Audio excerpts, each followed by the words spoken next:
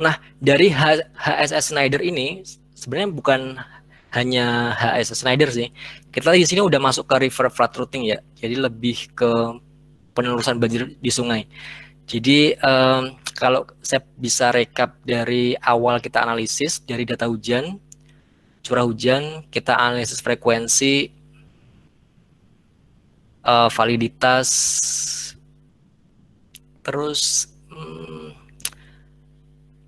intensitas hujan misalnya, intensitas hujan. Kalau misalnya kita pakai rasional, debit kita udah dapat debit rasional di sini. Tapi kalau misalnya kita perlu luas yang desa yang besar, kita berarti pakainya hidrograf satuan sintesis. Ini kan. Terus kemudian intensitas jadi pakai ABM, itu dia jadi presipitasi. Oke, kita masuk ke HSS tadi. Kalian udah kenal namanya Nakayasu, Schneider, terus Gamma 1, dan lain-lain. Ada banyak sebenarnya HSS yang kita punya atau yang sudah diakui sama international knowledge kayak gitu. Nah, inilah yang akan menjadi inflow di river flood routing. Jadi tujuan dari metode Muskingum tadi adalah kita pengen menentukan outflow. Jadi tujuannya di sini adalah tujuan outflow. Kayak penjelasan yang kemarin itu kita misalnya punya das di sini kan, das di sini. Nah, kita dapat inflow di sini. Inflow das itu misalnya sungai ya, karena kita bahasnya river flood routing, berarti ini adalah sungai. Sungainya di sini. Kemudian inflow-nya itu adalah inflow debit dari hidrograf satuan sintesis. Nah, kayak Schneider atau Gamma 1 bebas sebenarnya. Cuma di sini saya bahasnya pakai Schneider tadi karena kita udah bahas masalah Schneider sebelumnya. Nah, kita pengen tahu outflow-nya di sini seberapa kayak gitu. Jadi kalau misalnya di gambar grafik gini ya, ini kan misalnya kita tadi punya HSS Schneider. Inflow di sini. Nah, ketika udah melakukan perjalanan di sungai, di danau, di embung gitu kan, berarti kan debitnya biasanya berkurang di outflow gitu kan. Nah, kita pengen cek outflow-nya ini berapa sih? Nah, kurang lebih nanti grafiknya seperti ini.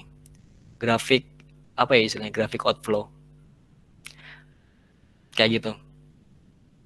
Oke, mungkin langsung aja kita mulai bahas masalah river flood routing ya. Kita udah bahas tadi bahwa tujuan dari penelusuran banjir di sungai itu adalah menentukan di beberapa lokasi berdasarkan hujan dari tempat lain di sungai yang sama. Jadi misalnya tadi kita punya hidrograf di dekat A, di das ini misalnya, tapi kita pengen tahu sebenarnya di sana itu outflow-nya seberapa sih kayak gitu. Kemudian kita bisa meramalkan banjir tapi dengan jangka yang pendek. Karena ini kan misalnya dalam satu das gitu kan, kita pengen tahu apakah sebenarnya ini banjir apa enggak di das itu kita bisa memprediksi atau estimasi pakai metode Muskingum. Nah, kemudian penelusuran banjir sungai dengan asumsi tidak ada anak sungai yang masuk. Jadi ini ya asumsinya adalah kalau kita melakukan analisis pakai metode Muskingum berarti nggak boleh ada sungai yang masuk. Jadi kita nggak bisa atau susah kalau untuk menganalisis kalau kita punya sungai tapi banyak pertemuan anak sungainya di sini misalnya. Jadi kalau bisa sungainya lurus, nggak ada anak sungai yang masuk, debit yang masuk maksudnya. Kemudian penambahan pengurangan air diabaikan. Kita menganut prinsip kontinuitas seperti yang pernah dibahas waktu mata kuliah mekanika fluida atau hidrolika. Seharusnya di semester awal kita punya prinsip kontinuitas bahwa inflow yang masuk itu akan sama dengan outflow yang masuk. Ini kan, inflow yang masuk akan sama dengan outflow yang masuk, tapi ada sesuatu di sini yang menjadi bahasan kita nanti. Jadi kita punya inflow, kita punya outflow. Nah, ini yang dinamakan dengan S-nya. Jadi biasanya ini kan ada sesuatu yang hilang gitu kan, karena ketika di inflow besar, tiba-tiba kok di outflow jadinya kecil, padahal persamaan kontinuitas harusnya sama. Berarti ada sesuatu yang hilang itu dan menjadi bagian dari sistem sungai itu yang kita sebut dengan simbol S. S ini adalah storage, tampungan. Itulah awal mula bagaimana kita bisa menganalisis atau mengestimasi berapa volume embung, berapa volume waduk, berapa volume tampungan, istilahnya adalah yang berhubungan dengan badan air, kurang lebih seperti itu. Oke, jadi kurang lebih rumusnya seperti itu. Rumus untuk persamaan kontinuitas I1 tambah I2 per 2 dikali delta T plus 0102 per 2 delta T dan seterusnya. Jadi mungkin kalau misalnya cuma rumus agak susah dipahami ya. Jadi mungkin kita langsung cek ke soalnya nanti beberapa contoh kasus. Tapi sebelum itu mungkin saya akan share terlebih dahulu rumus-rumus yang digunain ketika kita melakukan analisis metode Muskingum.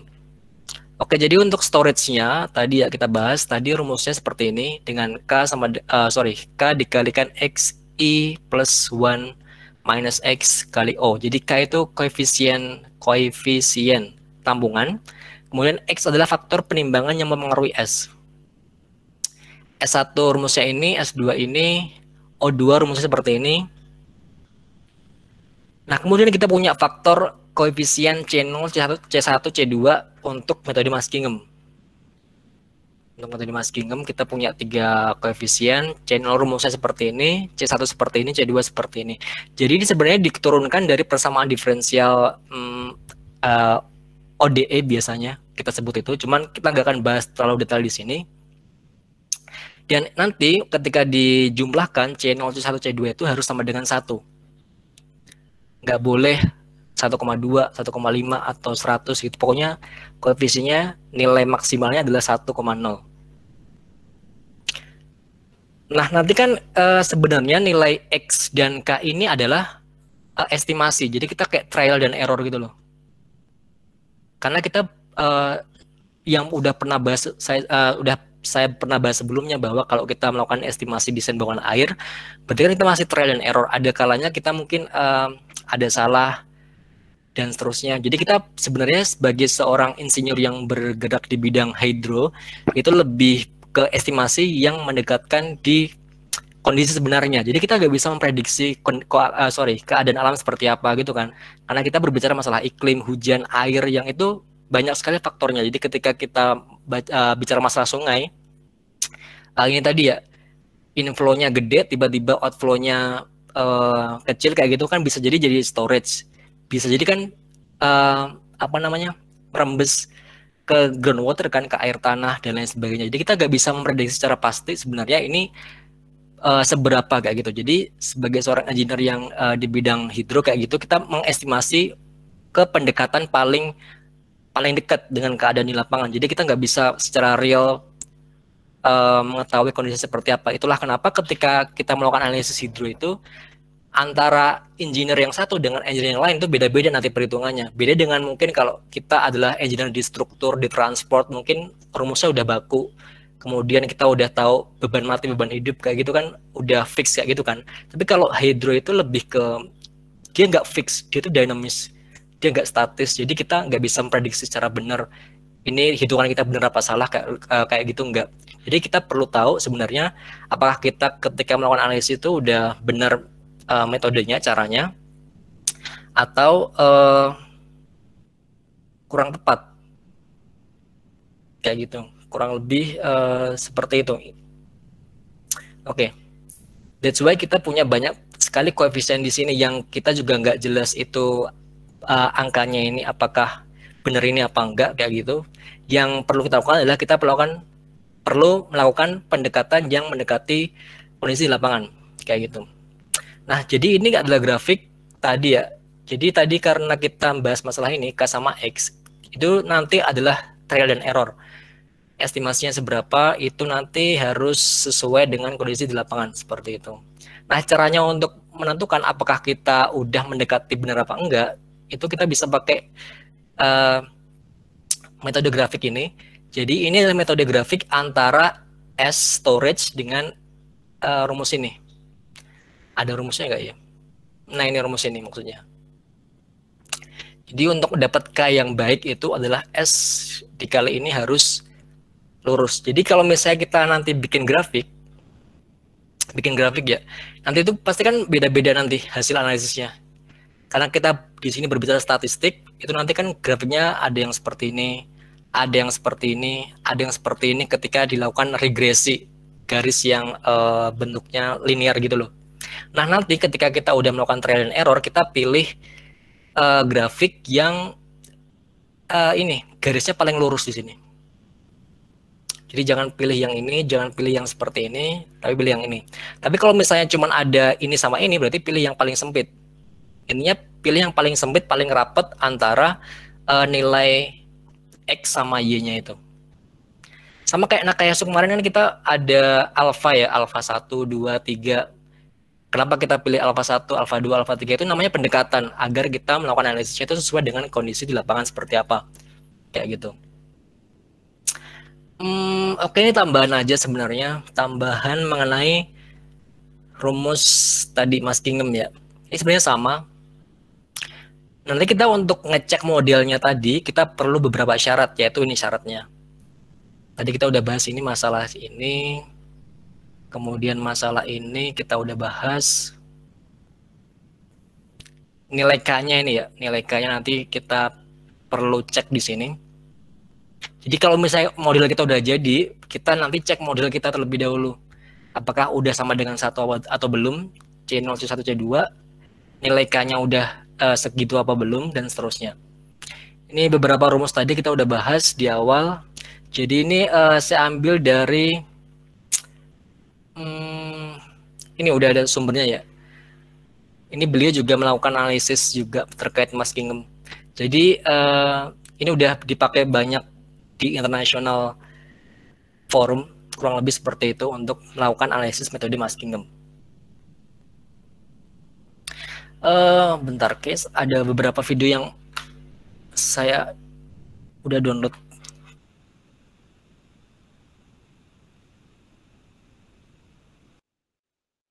Cuma saya nggak ngerti ya, ini bisa lihat suaranya apa nggak ya?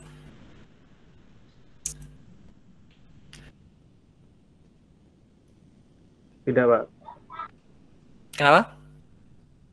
Tidak, Pak. Enggak.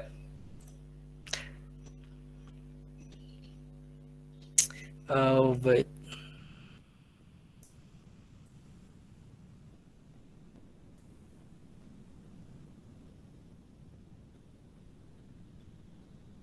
Oke, ini kelihatan nggak? Kelihatan. Oke. Saya nggak ngerti apakah keluar suaranya apa enggak. Mungkin bisa saya jelaskan singkat nanti. Oke, jadi intinya beliau ini menjelaskan terkait kapan atau di mana kita menganalisis suatu penelusuran banjir di sungai menggunakan metode Mas Kingem.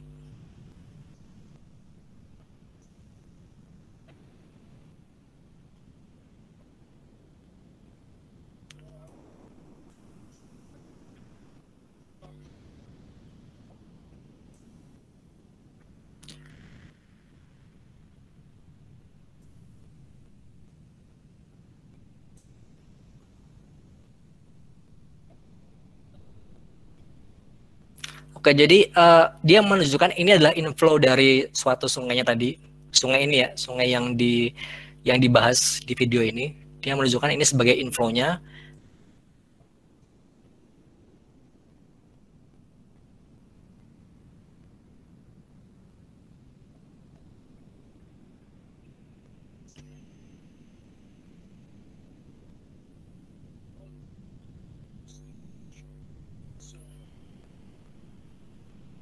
Ya intinya kalau kita pengen melakukan estimasi penelusuran banjir dengan info yang di sana dan kita pengen tahu debit yang di bagian sana, di bagian outflow maksudnya, kita bisa memakai metode Mas Kingem. Kurang lebih bentukannya seperti itu.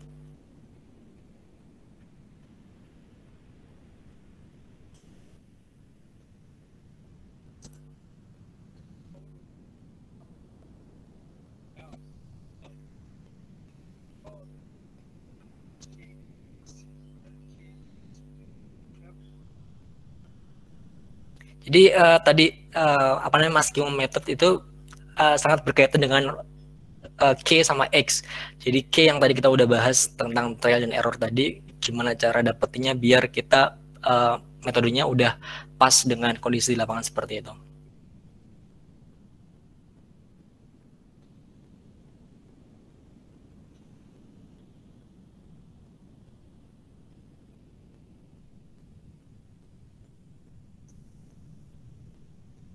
Oke. Jadi kurang lebih seperti itu. Jadi untuk kalibrasi atau validasinya adalah kita bisa melakukan measurement secara langsung. Kalau kita punya waktu ya, time, biasanya itu bisa dibuat ketika kita melakukan penelitian tugas akhir, kita melakukan measurement secara langsung. Nah, tapi kalau misalnya estimasi, tadi kita nggak punya data primer, nggak punya data apapun, kita bisa pakai prediksi yang tadi, masalah grafik yang kita perlu bikin kayak ini. Bentuknya biar lurus kayak gitu.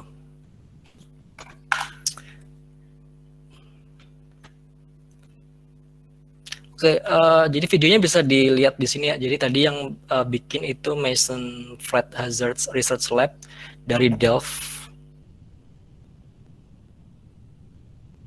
Oke. Oke, kita masuk ke tutorial Excel metode Muskingum ya. Jadi sebenarnya step-stepnya sama seperti yang tadi kita udah bahas, cuman ini lebih ke spesifik detailnya seperti apa kayak gitu kan untuk tutorial Excel-nya.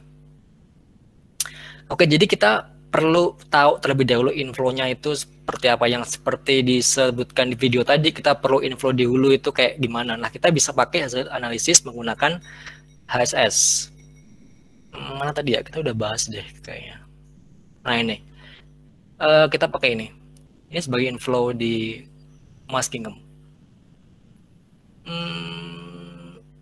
Oke. Nah, hidrograf di hulu pakainya itu, hidrograf di hilir yang tadi bagian sana di bagian outflow itu kita pakai metode Muskingum dengan yang kita udah bahas tadi. Nah, datanya tadi kita pakai HSS Schneider dengan jamnya ini, jumlah debitnya ini. Kita balik ke Schneider ya, Schneider.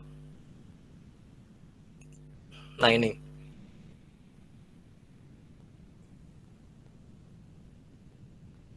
Nah, kita pakai itu. Jadi kurang lebih misalnya kita pakai data HSS Schneider dengan analisis kita sendiri, atau misalnya dari Nakayasu, dari gamma 1 bebas sebenarnya. Habis itu kita punya koefisien Muskingum yang perlu kita tadi trial sama error. Tadi kita punya X, kita punya K, kita punya delta T, C1, C2, C3, sama delta C. Delta C ini adalah penjumlahan C1, C2, C3 yang harus sama dengan 1 ini. Kayak gitu. Oke, ini rumusnya udah kita bahas tadi. C1 itu gimana, C2, C3. Nah, nanti kita pakai interpolasi adalah pakai yang rumus ini. Tapi sebenarnya di Excel harusnya ada cara cepatnya ya untuk interpolasi, nggak perlu pakai yang seperti ini. Jadi kita langsung bisa interpolasi secara tinggal di drop rumus-rumusnya. Oke, jadi di contoh ini adalah X-nya kita pakai 0,2. Nah, sebenarnya range-nya nilai X itu adalah 0 sampai 0,5. Kayak gitu.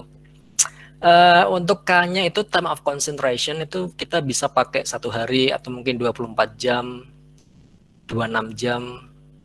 Sebenarnya ini kayak belum ada atau nggak pakem harus berapa range-nya sih untuk yang K ini, karena K itu travel time. Jadi misalnya tadi di video tadi kan dari inflow sama outflow mungkin waktunya mungkin sehari bisa nyampe ya, sehari bisa nyampe. Tapi kalau misalnya panjang sungainya panjang, itu kemungkinan nilai K-nya lebih besar, kayak gitu. Kita pakai delta T setengah jam. Ini mengikuti HSS. Jadi kalau kalian pakai HSS yang 1 jam, 2 jam, berarti tinggal di sesuaiin aja, kayak gitu. Oke, ini udah dapat sebenarnya ini. Kita udah punya T 0 sama inflow. Jadi kita kan cuma punya data ini kan 0,4,92. Data yang lain adalah kita pakai interpolasi di inflow ini. Jadi misalnya dari kita pengen data 4,5, berarti angkanya kan sekitar ini kan 4,5. 3,68 kayak gitu. Nah, outflow-nya tadi adalah rumusnya ini. C1 dikali I ditambah C2 dikali IJ ditambah C3 kali KJ. Udah gitu doang sebenarnya untuk masking itu. Cuman ini kan trialnya kita nggak tahu apakah ini benar apa enggak. Mungkin saya bisa share Excel-nya ya. Contoh Excel yang pernah dibuat. Wait.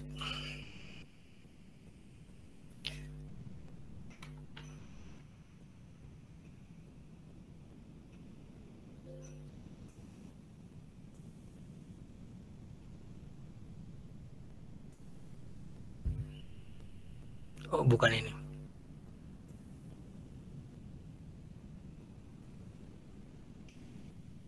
Oke, ini tadi kurva IDF ya, kurva IDF tadi sama IBM, ini HSS Schneider, kurang lebih seperti ini. Nah, ini yang masking tadi yang kita bahas. Jadi kita perlu data jam, ini kita udah tahu lah ya kira-kira berapa deltanya, inflow-nya adalah sekian, ini dari hidrokarbon satuan sintesis, outflow-nya itu tinggal dikalikan aja, ini kan udah C1 dikalikan IJ plus 1, itu IJ plus 1 adalah inflow di sini ya. Jangan sampai keliru karena ini I-nya beda-beda ini. Ada I yang waktu itu, ada I yang sebelumnya. Jadi misalnya di 0,02 ini, C1-nya ini, C1, IJ plus 1-nya adalah L13. Berarti L13 itu inflow yang di waktu itu.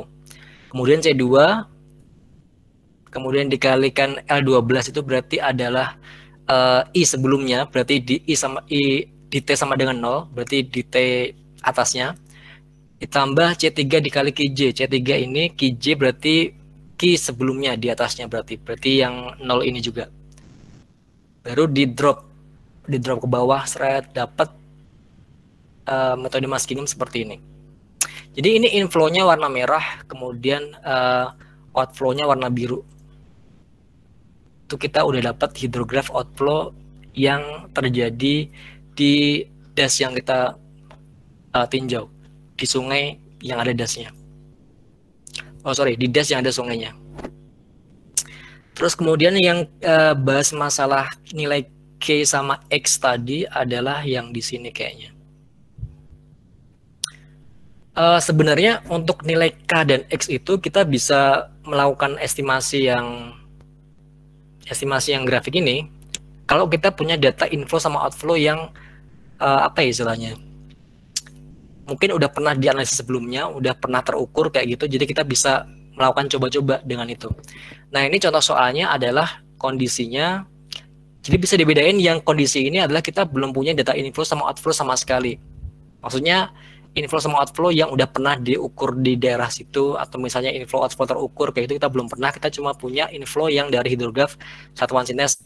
Nah di kasus yang ini kita punya data inflow, data outflow dari mungkin data lain, data sekunder lain kayak gitu, yang bisa menjadi apa ya acuan kita untuk melakukan analisis metode masking kayak gitu. Sebenarnya sama rumus-rumusnya kita udah bahas di soal tadi. Nah, maksudnya seperti ini. Kita punya waktu tadi ya, waktunya berapa, kemudian nah ini yang dimaksud dengan data yang udah ada sebelumnya. Jadi sebelum kita melakukan analisis masking mengkung, ternyata ada data sekunder lain yang berhubungan dengan inflow sama outflow di sungai tersebut misalnya. Nah, QI ini adalah inputnya sebenarnya. QI itu adalah inflow dari hidrograf satuan sintesis. Nanti kita grafiknya itu nanti berdasarkan QI ini. Nah, kita melakukan analisis yang tadi masalah nilai X sama K itu dari angka-angka ini. Oke, kurang lebih seperti ini nanti fungsinya. Jadi kan untuk X sama K itu kan trial ya. X-nya trial, jadi kita men-trial seluruh tabel ini. Nanti kita dapat nilai K, sama kita dapat nilai C0, C1, C2 langsung. Dengan catatan data ini bisa digunain kalau kita udah dapat atau udah punya inflow sama outflow, mungkin dari terukur, measurement, data sekunder, dan lain-lain kayak gitu. Oke, misalnya gini ya, jadi kalau ini nggak terlalu ribet sebenarnya hitungannya. Ini T-nya kurang lebih seperti ini dengan intervalnya 0,25, 0,5, 0,75 dan seterusnya. Ini inflow outflow-nya diketahui. Diketahui. Nah, untuk S-nya ini adalah I-0. Inflow dikurangi outflow. Jadi kayak storage-nya tadi loh. Kan tadi kita udah bahas yang di awal tadi ya. I sama dengan 0 plus delta S storage-nya tadi. Ini yang dimaksud dari storage-nya itu apa? Berarti inflow dikurangi outflow. Kemudian kita rata-rata S1, S2 dibagi 2 seperti ini. Baru di kumulatif storage-nya. Tinggal di jumlah-jumlah sih sebenarnya. Kumulatifnya berapa. Nah, baru kita masuk ke rumus X dikali I. Jadi X-nya ini dengan inflow di sini. Inflow dikalikan X. Kemudian di kolom selanjutnya 1 min X dikali Q. Di 1 min X dikalikan Q. Q-nya ini outflow yang diketahui ini ya. Dan seterusnya. Baru kita jumlahkan. Jumlah antara X dikalikan I ditambah 1 min X dikalikan Q. Ini jumlahnya. Baru kita masuk ke kolom terakhir, S kumulatif per jumlah. S kumulatifnya ini per jumlah 22, hasilnya berapa? Kayak gitu. Nah, nanti kita udah dapat semua kan, udah di drop mungkin sampai 5,25 gitu. Tergantung nanti T-nya berapa ya. Kita dapat 0,12 trialnya. Nilai K-nya 2,7. Jadi 2,7 ini adalah hasil dari rata-rata antara S-kum dibagi jumlah. Nah, ini korelasi S-kum sama jumlahnya di sini. Jadi dikorelasi antara S-kum sama jumlahnya adalah kalau bisa mendekati 1, ini 0,96. Tadi kan kita udah bahas bahwa grafik atau nilai yang mendekati dengan benar, belum tentu benar ya. Tapi kita berusaha buat mendekati benar. Jadi harusnya grafiknya ada seperti ini. Jadi kayak berdekatan gitu loh. Jadi kalau kita tadi bikin grafik antara S-kum sama jumlah ini, grafiknya adalah seperti ini korelasinya. Nggak terlalu bagus sih sebenarnya. Cuman kalau kita pakai X yang lain 0,3 misalnya, dia nggak terlalu rapat. Jadi ini 0,93 masih bagus sebenarnya, masih di antara 0,9 sama 0,1 sampai 1 kayak gitu. Cuman kan tadi masih gedean yang 0,1 tadi. Kita coba 0,2 misalnya. 0,96 juga masih baik. Kalau kita coba 0,4 ini lebih besar ya. Senggangnya lebih besar. Jadi intinya pilihlah yang grafiknya kurang lebih bentuknya mepet atau nilai korelasinya mendekati angka 1 kayak gitu. Oke, jadi habis itu kita ini channelnya udah otomatis rumusnya sama kayak tadi. Rumusnya ini sama, kita dapat C0, C1, C2. Jadi kita hanya men-trial bagian X-nya aja. Jadi untuk nilai K, C0, C1, C2 udah bisa tergenerate sendiri kalau kita udah punya tabel ini. Nah, habis itu kita baru bisa masuk ke routing tadi dengan cara yang sama. Inflow dengan dari HSS, kita dapat outflow, ini rumus channel C1, C2. Baru dapat hasil akhirnya, jadi ini inflow, ini outflow-nya, grafiknya seperti ini. Kayak gitu. Ini tadi kayaknya 0,12 ya. 0,96. Nanti juga perlu dicek juga ya. Tadi kan grafiknya kurang lebih mendekati minus di sini ya. Berarti itu ada bisa dicek atau memilih trial X yang lain biar grafiknya lebih logis atau rasional kayak gitu. Oke, I think it's about the masking method ya. Jadi kurang lebih seperti itu untuk masking method. Jadi kita bisa mengetahui banjir atau outflow di bagian hilirnya seperti apa kayak gitu. Oke.